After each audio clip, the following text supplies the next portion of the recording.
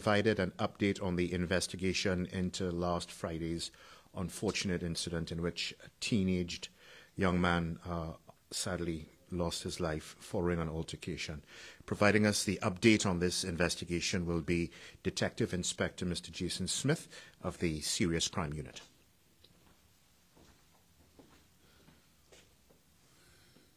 Good morning. Approximately 11:05 p.m. on Friday, the 9th day of September 2022, the Bermuda Police Service received several 911 calls of a disturbance that happened in the parking lot of Horseshoe Bay. The officers, on their initial response and attendance at that particular location, discovered that there was a young man, who was lying in the pavement of the car park, and he was suffering from stab wounds. The officers did immediately perform some emergency measuring services to try to render him first aid, and an ambulance was summoned. Upon the arrival of the ambulance, the young man was taken to the hospital, where unfortunately he succumbed to his injuries. The Bermuda Police Service can report today that the identity of the young man is 16-year-old Kanye Ford. Mr. Ford, at the time of his death, was living in the area of St. David's. Subsequent to the lines of inquiry that were being pursued by the police over the weekend, a man has been taken into police custody, where he currently is housed at our police station whilst we are continuing our inquiries. We do know from our inquiries that there was a party that was taking place at the Horseshoe Bay Beach that evening, and it was a private event that was organized by a group of young people. We do know from our inquiries that there was a disturbance that took place at that party that involved Mr. Ford and a second man who's 19 years of age, who suffered a stab wound that is non-life-threatening, and he has been treated at the hospital and released. Our inquiries lead us to believe that there were approximately between 5 to 7 men that were involved in an altercation with Mr. Ford, and we are appealing to you today for those persons who were present during the assault or during the party at the beach. Our inquiries lead us to believe there was somewhere in the area of 30 young people who were varying ages, between 16 and 22, 25 years of age, that was at that particular party. If you were there, and if you saw what happened, we're asking you to make contact with us so we can advance this investigation and to bring closure to Mr. Ford's family. It is a difficult time for the families. You can understand that on particular today, when many of our young people are getting ready to go to school, Mr. Ford did not make it. And so we're asking you, appealing to your conscience today, to come forward and to assist the Bermuda Police in helping us to solve this particular murder. I'll take any questions you have.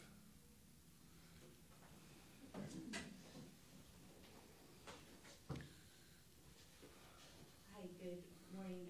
Jocelyn Patterson with Bermuda Broadcasting News. Thank you, Detective Inspector Smith, for your comments. I suppose this is not the first time the police have been made aware of young people carrying knives and some suffering stab wounds. Is this a grave concern for you at this time?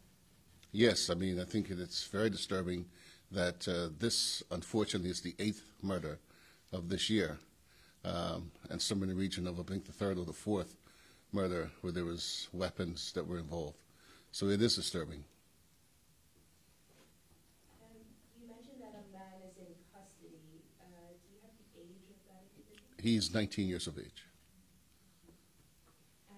How are the family coping at this time, given that the victim is so young? It's a very difficult time for the family, as you can appreciate. I have met with the family on the night of and even over the weekend, and they are grieving as this is their loved son, who was very, very close with them. It's a very difficult time. Is there any indication to suggest there were drugs or money involved in this incident that involved so many young people? No, I mean, there's nothing at this time, and I think this is why it is important that we're making the appeal for those young people who were present, that if you had seen something, you can help us to better understand exactly what was taking place. We have had some success and cooperation from some of the people, young people that were present, but we'll continue to make our inquiries so that we can get all the information so we could have a clear picture. Any indication of which school the victim was heading to? Cedar Bridge Academy.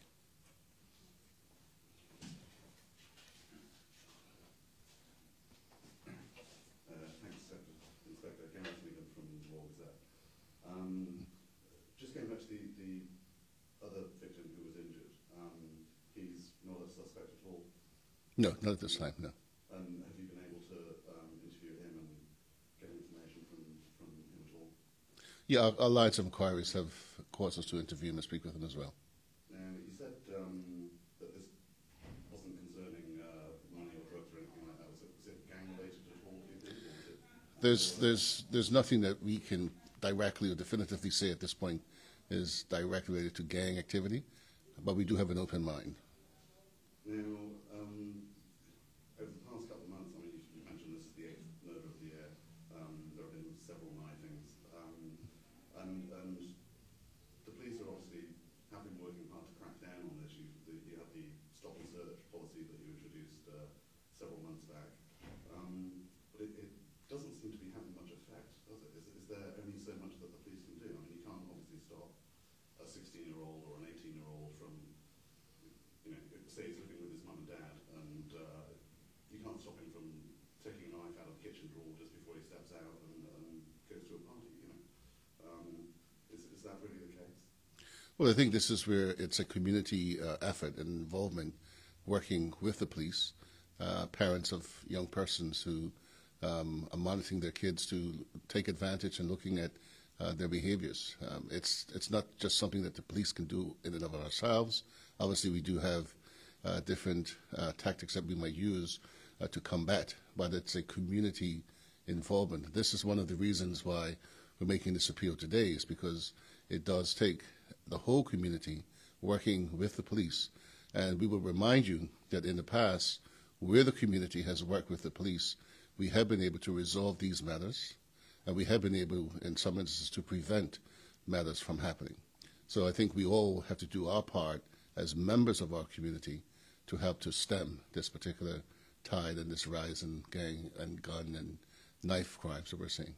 But what do you think it says about the culture of Bermuda at the moment, where a group of teenagers go for a beach party and they feel the need to arm themselves with knives?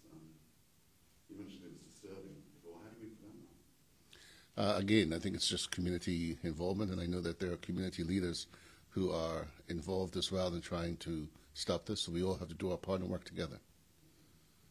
One final question for Sept, Inspector. You mentioned that perhaps between 5 and 7 men were involved in this altercation. Have you been able to identify them? Do you have names? And do you expect further arrests to be made? Our inquiries are continuing, and we hope to be able to update the public further as time goes on. Thanks so much, sir.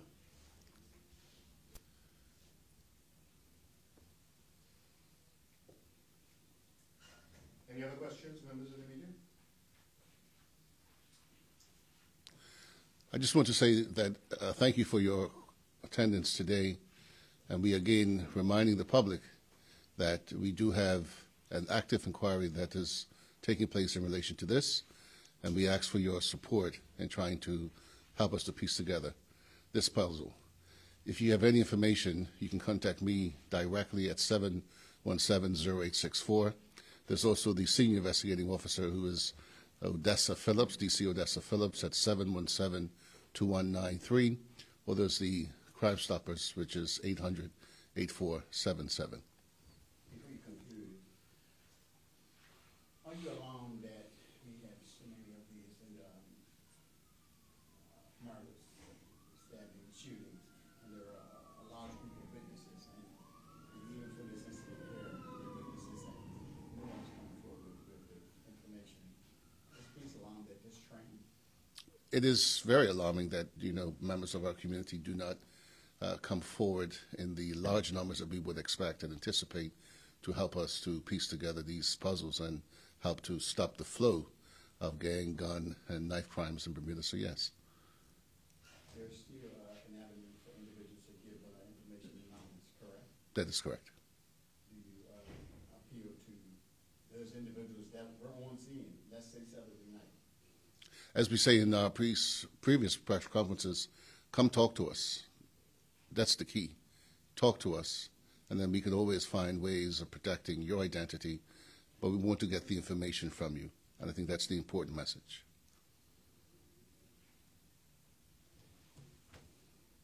Thank you very much.